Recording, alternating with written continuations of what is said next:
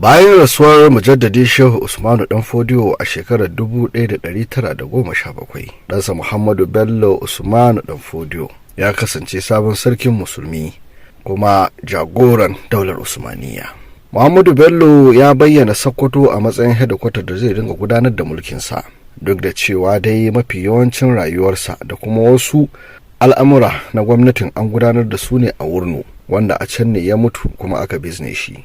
Muhammadu Bello dai dama shi ya gina garin Sokoto a lokacin da mahaifinsa Dan Fodiyo yake Sifawa. Sarkin musulmi Muhammadu Bello ya kama aikin ilmantarwa da ci gaba da jihadi.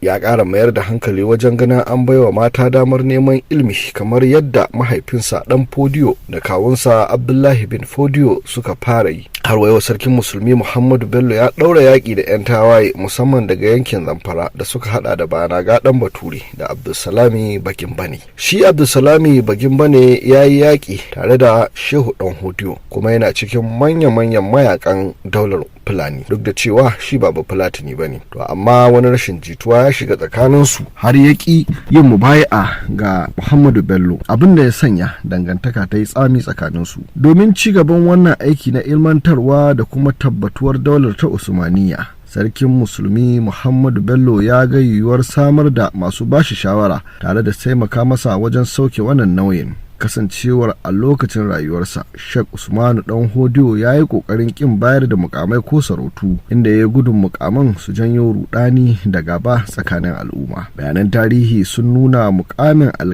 alkalai ne kawai Dan Fodiyo ya samar kafin rasuwarsa, sai dai akwai manyan abokanai wayanda suke taimaka masa wurin gudanar da mulki, cikinsu kuwa har da ɗalibansa da kuma wasu da aka yi yaƙi da su. Bayan shekaru 10 a karagar mulki, sarkin musulmi Muhammadu Bello ya ga buƙatuwar masu shawara, inda ya naɗa sabon alƙali bayan wanda ya gada ya mutu. Har wa yau sarkin musulmi Muhammadu Bello ya naɗa abokinsa Gidado Dan Lema, wanda yake auren ƙanwarsa Nana Asama a matsayin wazirin daular Usmaniyya. Har yanzu zuri'ar suke da wannan sarauta a Sokoto. Sarkin musulmi Muhammadu Bello ya naɗa magajin gari. Har wa yau ya naɗa Muhammadu Dan Dasheru a matsayin Galadima, sa'annan ya naɗa ɗan uwansa Muhammadu Ali a matsayin Uban Doma. Aliyu Jedo ya zama sarkin yaƙi, wanda tun zamanin Shehu Usmanu Dan Fodiyo yake fafata yaƙi. Har wa yau sarkin musulmi Muhammadu Bello ya naɗa magajin rafi. Muhammadu Bello ya naɗa Malam Ahmad a matsayin sarkin Adar. Malam Ahmad shi kaɗai ne Bahaushe a cikin waɗanda aka naɗa na farko a daular ta Usmaniyya. Su ne kuma suka zamo 'yan majalisar zaben sarki bayan da sarkin musulmi Muhammadu Bello ya rasu. Majalisar ta zaben sarki na ƙarƙashin Waziri Gidado, kuma su ne suka zaɓi Abubakar Atiku Usman